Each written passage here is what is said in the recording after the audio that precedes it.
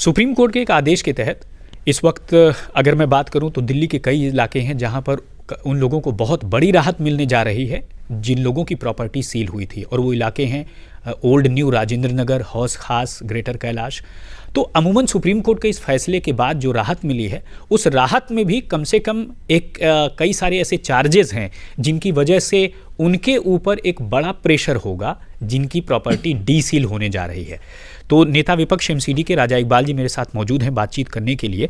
आपने कुछ मांग की है कि इस आदेश के बाद अमूमन जो पीड़ित हैं उनके लिए क्या कुछ राहत आप चाहते हैं? सर्वप्रथम मैं सुप्रीम कोर्ट की जजमेंट जो ऑर्डर आया उसका स्वागत करता हूं, और ये व्यापारी वर्ग के लिए बहुत ही खुशी की बात है कि सुप्रीम कोर्ट का ऑर्डर उनके फेवर में आया। वो शुरू से ही भारतीय जनता पार्टी व्यापारियों के हक में खड़ी हुई है और कोर्ट के अंदर भी हम व्यापारियों के साथ थे और बहुत ही अच्छा ऑर्डर आया।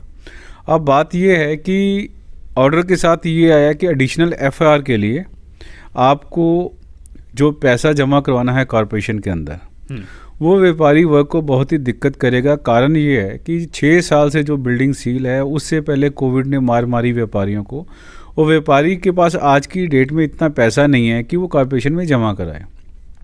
तो आपके माध्यम से मैं आम आदमी पार्टी की सरकार को ये रिक्वेस्ट करता हूँ कि जो भी आपका एडिशनल एफआईआर है या तो उसको फ़िलहाल टाला जाए, माफ़ किया जाए। अगर आपने लेना भी है तो उसको इंस्टॉलमेंट बेस पे लिया जाए, 6 महीने में एक बार इसकी हाफ ईयरली इंस्टॉलमेंट बनाकर, क्योंकि व्यापारी के पास तो पैसा नहीं है। पहले कोविड ने मार दिया, उसके बाद 6 साल की जो सीलिंग हुई है मॉनिटरिंग कमेटी ने उनको मार दिया। इसलिए व्यापारी वर्ग को कुछ रियायत दी जाए और इसलिए पहले इसको सील खोला जाए और उसके बाद पेमेंट ली जाए। अच्छा, मेयर ने तो फैसले का स्वागत भी किया है, तो आपको लगता है कि जो ये आपकी अपील है कि चार्जेस ख़त्म किए जाएं और जो है एफआईआर पर ज़्यादा जो है पैसे न लिए जाएं व्यापारियों से, तो आपको लगता है कि इसकी सुनवाई होगी? देखो, सुनवाई होगी या नहीं होगी तो बात की बात है। सबसे पहली बात है कि हम व्यापारी वर्ग के साथ खड़े हैं। हम उनकी जो दिल का दर्द है वो हम जाहिर करेंगे जनता में भी और मेयर साहिबा के पास भी। अगर हमें एजिटेशन करनी पड़ी, धरना देना पड़ा या किसी तरह का प्रेशर भी डालना पड़ा, मेयर साहिबा के ऊपर डालेंगे और लोगों को बताएंगे जो आम आदमी पार्टी है, जिस भरोसे पे आप लाए थे, ये आम आदमी पार्टी नहीं है, ये खून चूसने वाली पार्टी है। अगर आप व्यापारी का खून चूसोगे, आप जनता का खून चूसोगे, आप अपने एम्प्लॉइज़ का खून चूसोगे, शोषण करोगे, एक्सप्लॉयटेशन करोगे, तो आपके दिन भी थोड़े हैं।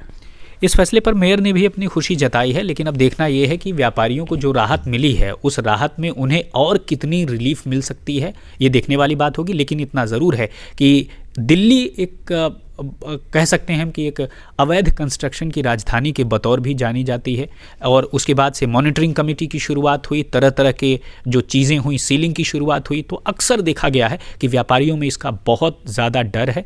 लेकिन पिछले कई सालों से सीलिंग की मार झेल रहे कम से कम इन इलाकों के व्यापारियों को बहुत राहत मिलने वाली है सुप्रीम कोर्ट के इस आदेश के बाद।